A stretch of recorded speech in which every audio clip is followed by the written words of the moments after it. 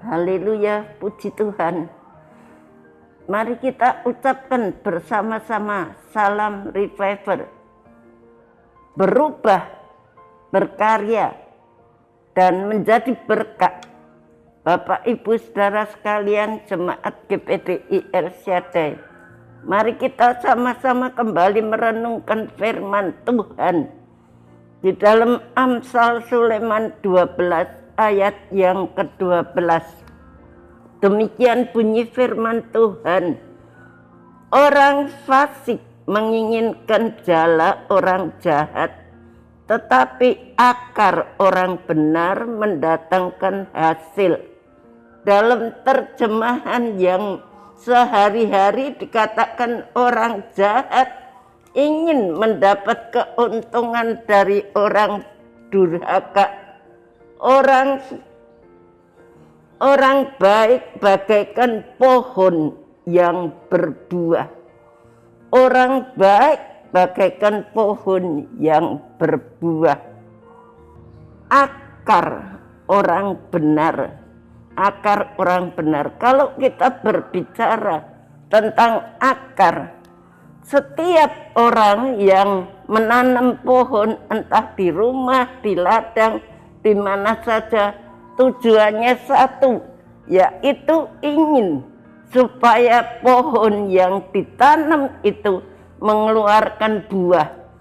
Kalau sampai pohon itu sudah bertahun-tahun tidak mengeluarkan buah, maka kita tidak akan segan-segan untuk menebang pohon itu.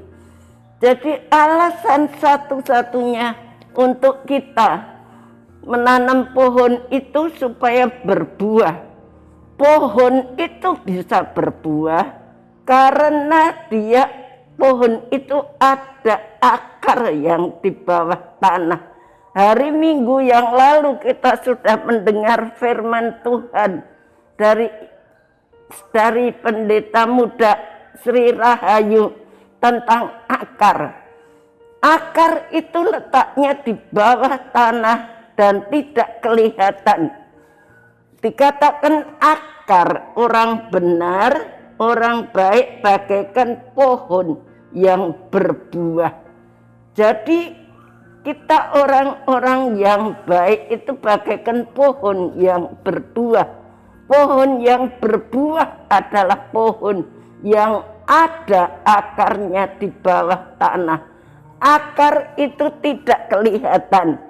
Salah satu bagian dari doa Rasul Paulus di dalam jemaat di Efesus agar Kristus di dalam Efesus, kita bisa membaca Efesus pasal 3 mulai ayat 14, salah satu doa Rasul Paulus agar Kristus diam di dalam hati jemaat dan berakar serta berdasar pada kasih.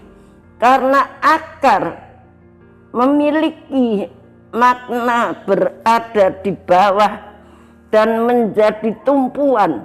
Jadi akar itu tidak di atas tapi di bawah dan dia menjadi tumpuan. Ilustrasi akar dipilih oleh Paulus untuk menunjukkan betapa pentingnya peranan akar pada pohon. Jadi akar itu peranannya sangat penting pada pohon. Kalau pohon itu tidak ada akarnya, pohon itu akan mati. Kalau pohon itu tidak ada akarnya, kalau akarnya tidak kuat, maka pohon itu akan tumbang dan rubuh kalau datang angin ribut dan badai. Kalau di depan rumah saya itu ada pohon-pohon besar. Satu waktu karena pohon itu sudah tua dan datang angin yang kencang, maka pohon itu ditimpa oleh angin dan sebagian itu rubuh karena akarnya sudah tidak kuat. Akar memberikan kekuatan untuk menjadikan kokoh dan penting sekali peranan akar pada pohon itu. Kalau pohon tidak ada akarnya, pohon itu tidak akan ada kekuatannya dan pohon itu akan roboh. Demikian pula kasih Tuhan Yesus Kristus kepada kita semuanya memberikan kita kekuatan, memberikan kepada kita kekokohan rohani. Yesus itu memberi kekuatan kepada kita, kekokohan rohani dalam menghadapi berbagai pencobaan. Penulis Amsal menyatakan agar orang benar tidak akan goncang dalam Amsal 12 ayat 3.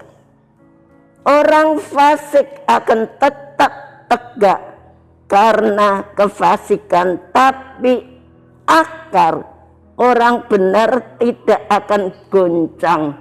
Jadi orang benar itu tidak akan goncang, dia akan kokoh karena dia memiliki akar yang ke bawah yang menopang pohon itu.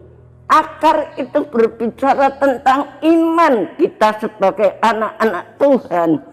Kita sudah setiap hari menghafalkan revival, berubah, berkarya dan menjadi berkat. Kita tambah hari harus berubah dan kita berkarya, kemudian kita boleh menjadi berkat. Akar itu memberikan zat kehidupan kepada pohon untuk menghasilkan buah. Kalau kita berakar di dalam Tuhan, maka Tuhan akan memberikan makanan rohani sebagaimana diumpamakan dalam Alkitab. Pohon yang berakar ke dalam sampai ke batang-batang air menggambarkan firman Tuhan dan Roh Kudus. Jadi kalau pohon itu tidak disirami oleh air, maka pohon itu akan mudah kering dan mudah rubuh. Pohon itu harus kita setia untuk menyiram air. Air itu berbicara tentang firman Allah dan Roh Kudus. Hidup orang-orang percaya itu perlu setiap hari diisi oleh firman Allah dan kuasa Roh Kudus bekerja di dalam hidup kita supaya akar kita boleh menjadi kuat, iman kita kuat di dalam Tuhan, kita semakin berubah dan kita semakin berkarya dan menjadi berkat bagi sesama. Akar memberikan kemampuan pada pohon untuk menghasilkan buah. Kalau tidak ada akarnya, pohon itu tidak mungkin akan berbuah. Kasih Tuhan membuat kita menghasilkan buah, sehingga hidup kita bukan hanya diberkati, tapi juga menjadi berkat. Jika kita memiliki akar di dalam Kristus, maka kita akan memampukan berbuah yang berguna bagi orang lain. Dalam Amsal 12 ayat 12 ditulis bahwa akar orang benar mendatangkan hasil. Sediakan hati bagi Kristus supaya hidup kita berakar di dalam Dia. Hiduplah berakar di dalam kebenaran. Orang benar tidak akan menghalalkan segala cara untuk mencapai mimpi mereka. Sedangkan orang fasik menginginkan jala orang jahat. Dan kita tahu hasil akhir dan penghalalan segala cara itu bukan Tuhan atau orang, tetapi fokusnya ke diri sendiri. Jadi kalau kita hanya memikirkan diri sendiri, kita mikirkan diri sendiri, kita tidak menjadi orang benar yang berakar, maka